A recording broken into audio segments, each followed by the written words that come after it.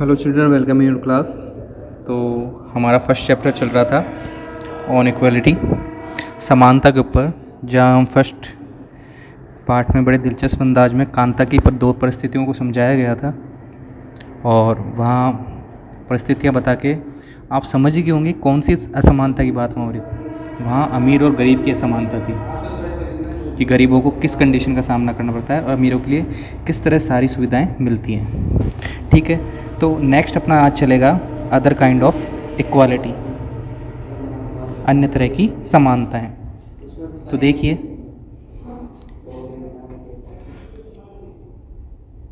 Kanta is one of many people who live in democratic India and who have the right to vote but whose daily living and working condition are far from equal.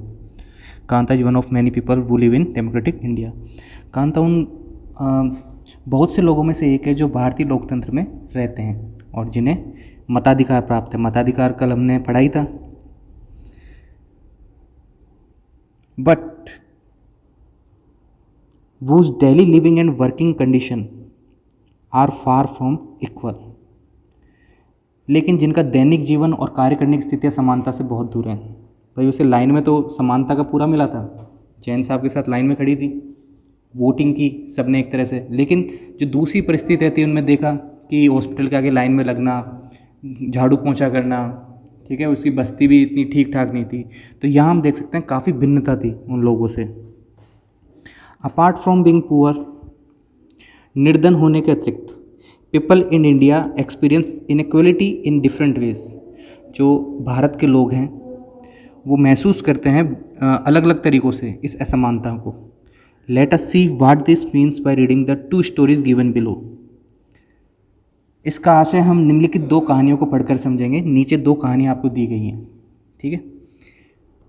Each of these is based on real incidents in people's lives and reflects the different kinds of inequalities that exist in India. तो ये जो दोनों कहानियाँ हैं, इनने बताया कि जो दोनों घटनाएं हैं, इंसिडेंट हैं, वो दोनों रियल हैं, बिल्कुल बिल्कुल वास्तविक हैं, वास्तविक घटना पर आधारित हैं और भारत में होने वाली विभिन्न प्रकार की असमानताओं पर प्रकाश डालती हैं। ठीक है, तो पहले प्रकार की जो बता रहे हैं कि one of the more common forms of inequality in India is the caste system. Bharat में सामान्यतः प्रचलित असमानताओं में से एक है जातिगत व्यवस्था। साइड में देखिए, आपको कुछ मैट्रिमोनियल एडवर्टाइजमेंट दिए गए हैं, या आपको अखबार में आसानी से देखने को मिल जाएंगे। जैसे पहला फर्स्ट देखते हैं, अलायंस इनवाइटेड 432 MMS, ये कुछ डिग्रियाँ दे रखी हैं। 5 feet 4 inch fair beautiful girl working in IT company Mumbai in Mumbai abroad from IT industry, caste no bar, SC ST excuse and BHP must. नीचे देखिए एक और, professor qualified beautiful tall girl for Gupta boy 28/6 CA working MNC Texas USA और salary बता रखी है 80K। ठीक है, तो डॉलर में बता रखी है। एक गुप्ता बॉय हैं, कास्ट यहाँ पे गुप्ता बताई गई है, तो उसके लिए इन्हें मस्ट कर रखा है। देखो कितना पढ़ा लिखा प्रोफेसर लाइन के लड़का है, लेकिन उनने भी कास्ट को मस्ट किया हुआ है। तो यहाँ रिफ्लेक्ट करता है कि कास्ट कितनी मस्ट है।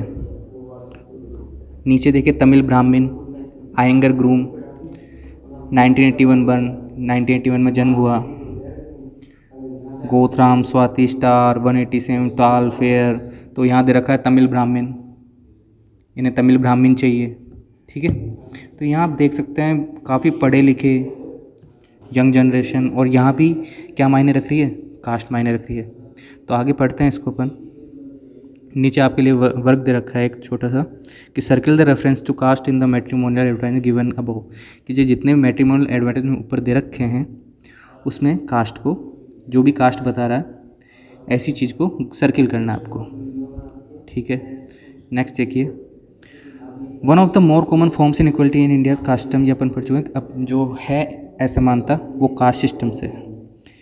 If you live in rural India your caste identity is something that you probably learn as experience very young.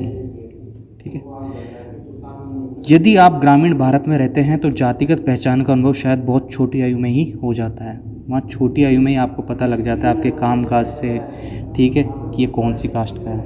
वहाँ काम तक से जोड़ दिया गया है इस चीज़ को। If you live in urban India, some of you might think that people no longer believe in caste. अगर आप शहरी जो भारत में रहते हैं, ठीक है, शहरी क्षेत्र में, तो शायद ये सोचेंगे कि लोग अब जात पात पर विश्वास नहीं करते। वहाँ पे काफ़ी ऐसा शिक्षा का स्तर काफ़ी ऊंचा है, हर तरह की जॉब में लगे हुए हैं, ठीक है, तो वहाँ काफ़ी कम देखने को मिलता है। But just look at these matrimonials shown from a leading English newspaper, कि एक उभरता हुआ प्रमुख समाचार पत्र, उसके प्रमुख मैट्रिमोनियल जो शादी के जो ये इश्तिहार हैं, जो ये एडवर्टाइजमेंट हैं, इन्हें देखिए। And you will see how important this issue of caste continues to be in mind of highly educated urban Indian.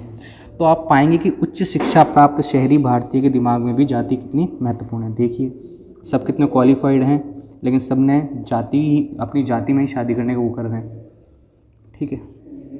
Next, now let us read a story about the experience of A Dalit child attending school. तो जहाँ ऊपर 2 story की बात हो रही थी, तो आइए अब एक कहानी स्कूल जाने वाले एक दलित बच्चे के अनुभव के बारे में पढ़ें, ठीक है। You have already read about Dalit in class 6 book. क्या आप ऑलरेडी पढ़ चुके हैं दलित के बारे में क्लास 6 में। Dalit is a term that the so called lower caste use to address themselves. तो दलित एक ऐसा शब्द है जो निचली कही जाने वाली जाति के लोग स्वयं को संबोधित करने के लिए प्रयोग में लाते हैं।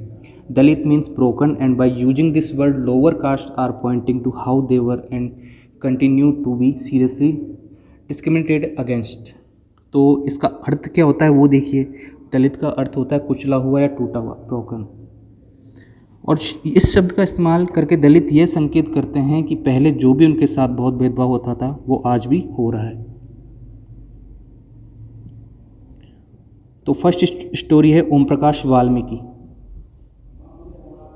ओम प्रकाश वाल्मीकि जो फेमस दलित राइटर, एक फेमस दलित लेखक हैं, प्रसिद्ध दलित लेखक हैं Om Prakash Valmiki.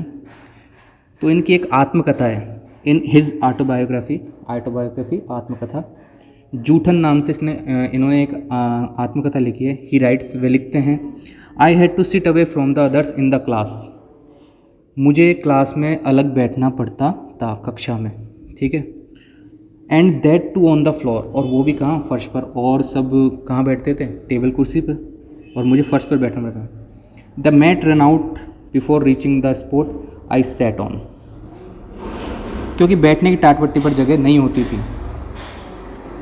Sometime I would have to sit away behind everybody, और कभी कभी तो मुझे सबसे पीछे बैठना पड़ता था, राइट नियर द डोर, दरवाजे के पास।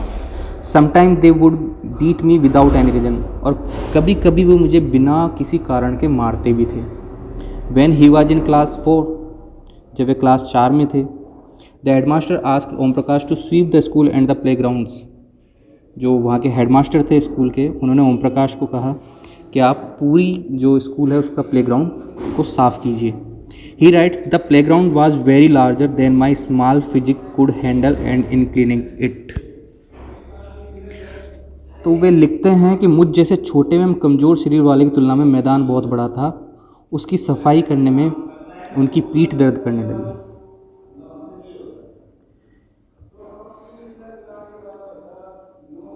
माई बैक बिगन टू एक, दर्द करने लगी। My face was covered with dust, जो मेरा पूरा चेहरा था वो डस्ट से ढक गया। Dust had gone inside my mouth, जो धूल थी वो मेरे मुंह के अंदर तक चली गई। The other children in my class were studying, जो दूसरे बच्चे थे वो पढ़ रहे थे क्लास के अंदर, और आई वॉज स्वीपिंग, मैं सफाई कर रहा था। Headmaster was sitting in his room and watching me, headmaster जो थे वे क्लास में बैठे हुए थे और मुझे देख रहे थे। I was not even allowed to get a drink of water, मुझे एक पानी पीने तक की अनुमति नहीं दी गई कि मैं सफाई कर रहा हूँ तो पानी तो पी लूँ। आई स्वेप्ट द वॉल डे, मैं पूरे दिन सफाई करता रहा। From the doors and Windows of the school rooms, जो भी दरवाजे खिड़कियाँ स्कूल की थी वे सब। The eyes of the teacher and the boys सा द स्पेक्टिकल, स्कूल के कमरों के दरवाजों और खिड़कियों से शिक्षक और लड़के ये तमाशा देखते रहे। ठीक है, from the doors and Windows of the school rooms, जो ये थे टीचर्स और बॉय वो सब ये तमाशा देख रहे थे। Om Prakash was made to sweep the school and the play ground was the next couple of day and this only come in and when his father. Om Prakash से अगले 2 दिनों तक स्कूल और खेल के मैदान में झाड़ू लगवाई जाती रही और यह क्रम कब रुका जब उधर से गुजरते हुए उसके पिता ने अपने बेटे को झाड़ू लगाते हुए देखा। ठीक है, वो happen to be passing by saw his son sweeping, जब उन्होंने देखा कि उनका पुत्र झाड़ू लगा रहा है। He confronted the teacher and then walking away from the school holding, उन्होंने शिक्षकों का साहसपूर्वक सामना किया। ठीक है,